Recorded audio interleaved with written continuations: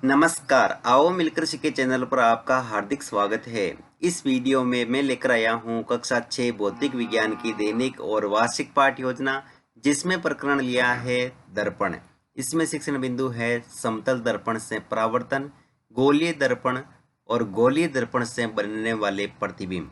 तो चलिए शुरू करते हैं। प्रेजेंट बाय आओ मिलकर सीखें।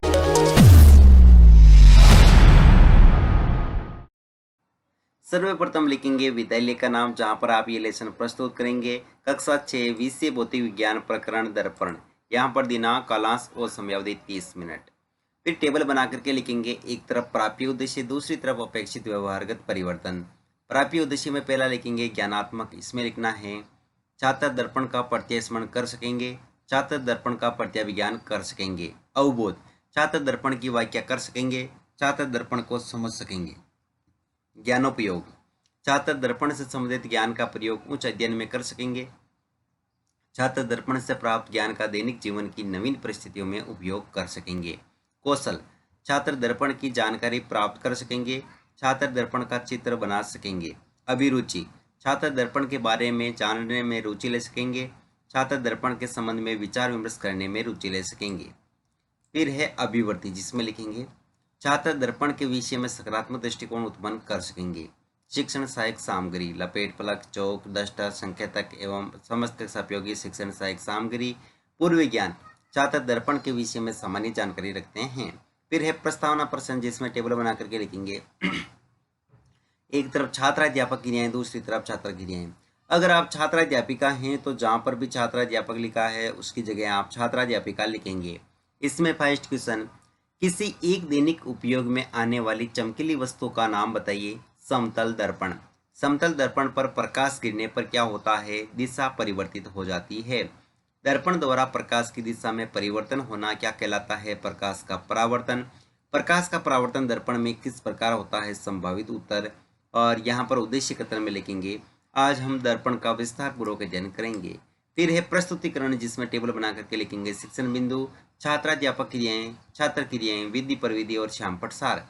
शिक्षण बिंदु में पहला लेंगे समतल दर्पण से परावर्तन। इसमें विकासात्मक प्रश्न में फर्स्ट क्वेश्चन, समतल दर्पण द्वारा प्रकाश का परावर्तन क्यों होता है? चमकीले पृष्ठ से टकराने के कारण।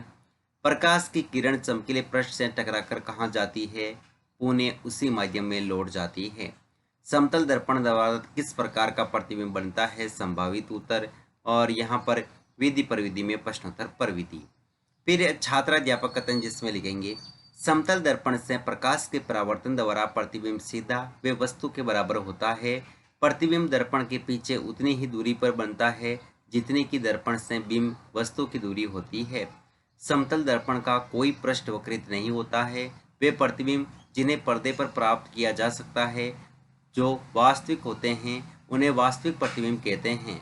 ऐसे प्रतिबिंब जिन्हें पर्दे पर प्राप्त नहीं किया जा सकता तथा वे स्थिति में आभासी होते हैं, उन्हें आभासी प्रतिबिंब कहते हैं।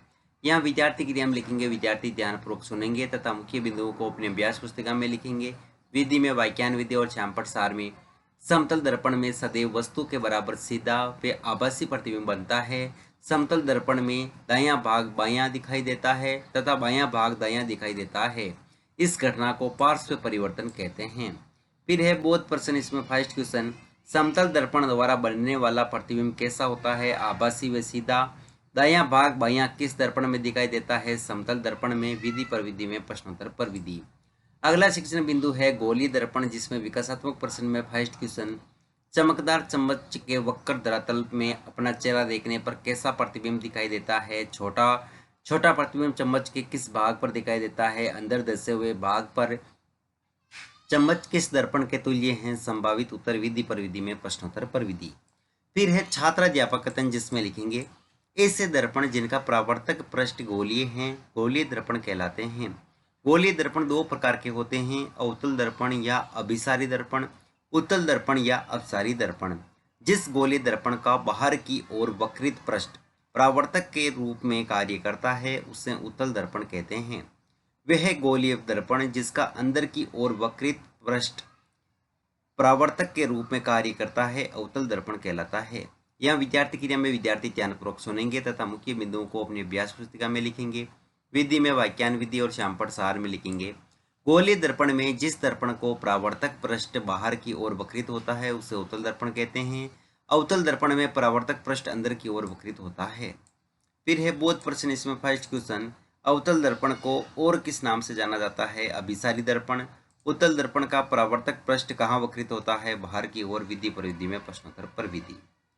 फिर है अगला शिक्षण बिंदु, गोलीय दर्पण से बनने वाले प्रतिबिंब, जिसमें विकासात्मक प्रश्न में फर्स्ट क्वेश्चन, गोलीय दर्पण कितने प्रकार के होते हैं? दो प्रकार के दर्पण से कैसे प्रतिबिंब बनते हैं? छोटे व बड़े। गोलीय दर्पण से बनने वाले प्रतिबिंब की प्रकृति कैसी होती है? संभावित उत्तर। विधि प्रविधि में प्रश्नोत्तर पर विधि। फिर है छात्राध्यापक कथन, जिसमें लिखेंगे उत्तल दर्पण किरणों को फैला देता है, इसलिए उत्तल दर्पण अपसारी दर्पण कहलाता है।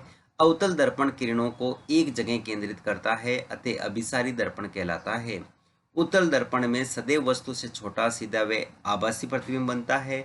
अवतल दर्पण में वस्तु से छोटा उल्टा व वास्तविक प्रतिबिंब बनता है।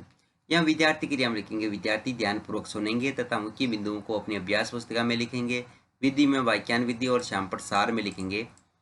उत्तल दर्पण से सदैव छोटा वस्तु से छोटा सीधा व आभासी प्रतिबिंब बनता है। अवतल दर्पण से उल्टा व वास्तविक प्रतिबिंब बनता है। फिर है बोध प्रश्न, इसमें फर्स्ट क्वेश्चन, उत्तल दर्पण को अपसारी दर्पण क्यों कहते हैं? किरणों को फैलाने के कारण। अवतल दर्पण द्वारा बनने वाले प्रतिबिंब की प्रकृति कैसी होती है? उल्टी व वास्तविक। विधि प्रविधि में प्रश्नोत्तर पर विधि। फिर है मूल्यांकन प्रश्न, इसमें फर्स्ट क्वेश्चन, समतल दर्पण द्वारा प्रतिबिंब बनता है, उल्टा सीधा तिरछा या नहीं बनता? समतल दर्पण प्रकाश गिरने पर दिशा होती है, अपरिवर्तित या परिवर्तित? उत्तल दर्पण प्रकाश की किरणों को फैला देता है, सत्य या असत्य? समतल दर्पण द्वारा प्रतिबिंब कैसा बनता है? गोलीय दर्पण के नाम लिखिए, गृह कार्य में लिखेंगे गोलीय दर्पण से बनने वाले प्रतिबिंब किस प्रकार के होते हैं, और अंत में प्रयोगात्मक टिप्पणी।